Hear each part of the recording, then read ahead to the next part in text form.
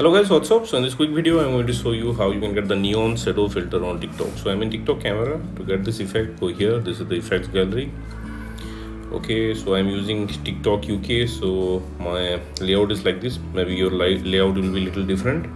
So what do we have to do? We have to find out this filter. Remember this image? This is the filter. It's in new here. Okay, and this is the filter. You can record a video here.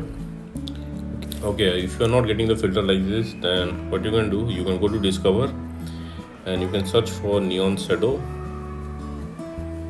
So here on the top you will see the effect icon. Tap there and you will be directed to the effect page. Now from here you can add it to your favorites, and at the bottom of the screen you will see the record button. You can tap there, and from here also you can use the filter. And suppose you are not getting the filter like this also, okay, let me close this one first. Then what you can do, link to this website I'll give in the description box below. Here in this website you will see the filter icon. Just tap on the filter icon and open it with TikTok. Tap on this filter icon and open it with TikTok. Okay, open it with TikTok.